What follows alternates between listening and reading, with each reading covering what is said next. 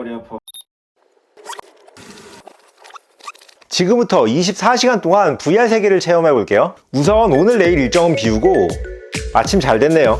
VR 기기는 페이스북, 아니 메타에서 퀘스트2로 시장을 거의 다 먹어버렸기 때문에 크게 고민할 건 없어요. 처음이니까 VR에서 압도적으로 유명한 비트세이버라는 리듬 게임을 해볼게요. 이 퀘스트도 안드로이드 운영체제를 쓰고 있어서 스마트폰처럼 다운을 받으시면 돼요. 물론 대부분 유료입니다. 그런데 제가 원래 좀 시니컬하고 좀 냉소적이라서 와, 너무 재밌는데?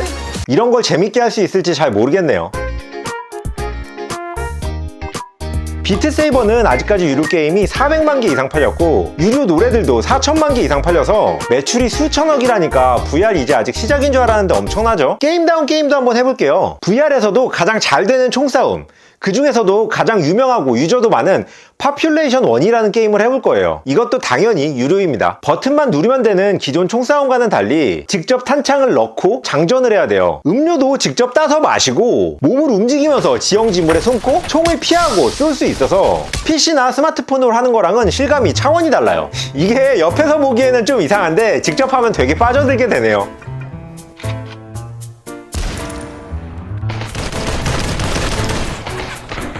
비트세이버까지는 괜찮았는데 파퓰레이션 1은 조금만 하고 나니까 멀미가 심하게 와요. 게임을 한 판 하고 나면 휴식 시간이 좀 필요하더라고요.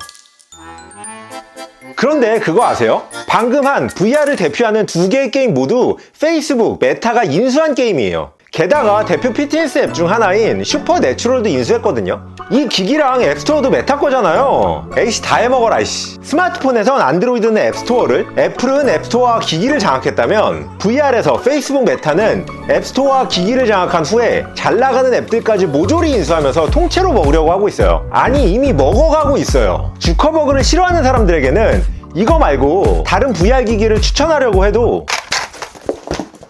PC도 새로 사야 되고 기기는 몇 배로 비싼 데다가 쓸 수 있는 앱의 수도 적으니까, 게다가 페이스북 메타는 올해 VR에 10조가 넘게 썼거든요. 이거 어떻게 할 수가 없네요. 이제 게임이 아니라 조금 더 캐주얼한 앱을 한번 써볼게요. 이건 무료예요. 무료가 이렇게 반가울 줄이야. 들어가서 아바타를 꾸미고 사람이 모여있는 곳으로 다가갈수록 이야기가 들리네요. 이 기기에 마이크와 스피커가 내장돼 있어서 버튼 같은 거 없이 그냥 대화를 하면 돼요. 이거 해보기 전까진 아바타를 든 보이스 채팅 같은 느낌일 줄 알았거든요. 근데 실제로 대화해보면 진짜 현실 같은 느낌이 있어요. 재밌는 손동작들도 배울 수 있고요. 오 마이 갓! 오 마이 갓! This is cool. 전화와 화상전화가 차원이 달랐듯이 화상전화와 VR을 통해 이야기하는 거 역시 차원이 다르더라고요. 어지럽긴 했지만 어느 순간 현실 세계보다 여기에 있다는 생각이 강하게 들었어요.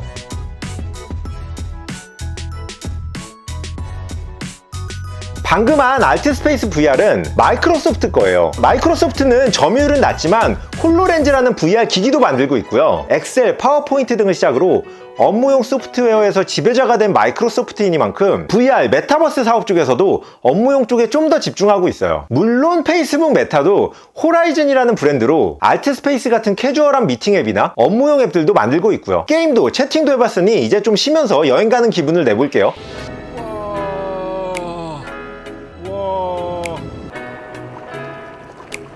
야, 오씨.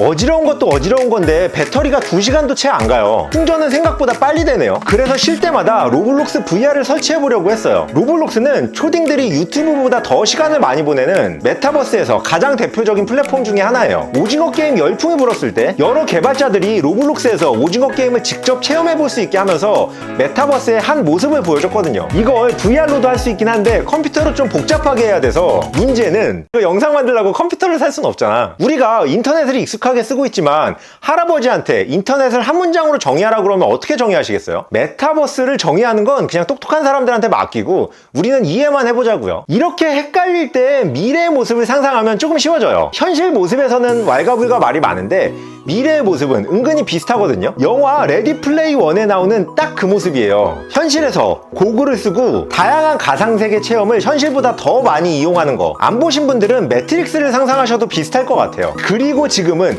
그 미래를 향해 나가는 과정이에요. 가상현실에서 여러 체험을 한다라는 미래에서 가상현실을 접하는 VR 기기를 중심으로 다양한 것들을 체험시키려고 하는 대표 회사가 페이스북 메타고요. 다양한 걸 체험하려는 사람들을 모으고 그들에게 가상현실을 입히려는 회사가 로블록스인 거죠. 그리고 로블록스의 가장 큰 경쟁사인 마인크래프트를 가지고 있으면서 VR 기기에 업무용 소프트웨어까지 하는 마이크로소프트도 있죠. 이렇게 많은 IT 회사들이 메타버스를 향해 가고 있어요. 이틀 동안 하루에 15시간씩 VR 기기를 쓰면서 느낀 점은 미래는 생각보다 가까이 와 있다. 몇 년 전 VR 카페를 갔을 때랑은 차원이 달라요. 뭐 일부 앱들은 여전히 어지럽긴 하지만요. 로블록스나 마인크래프트를 해보지 않고 혹은 최신 VR 기기를 써보지 않고 메타버스를 논하는 건 마치 인터넷을 해보지 않은 사람이 인터넷을 논하는 것과 비슷하다고 생각해요. 누구든 안 해보고 비하할 수는 있지만 해보기 전과 후의 느낌은 많이 다르거든요. 그런 의미에서 이 영상에 마지막 댓글을 남겨주시는 분께 VR 기기를 드릴게요. 근데 마지막 댓글이라는 건 없으니까 댓글을 남기시고 12시간 동안 다른 분이 아무도 남기시지 않으시면 그분이 마지막 댓글이라고 생각할게요. 댓글을 최신으로 정렬하시고 최신 2개 댓글이 본인 댓글이고 12시간 이상 차이가 나면 이걸 캡처해서 제 트위터 DM으로 보내주시면 그분께 페이스북 메타의 최신 VR 기기인 퀘스트 2를 보내드릴게요. 메리 크리스마스!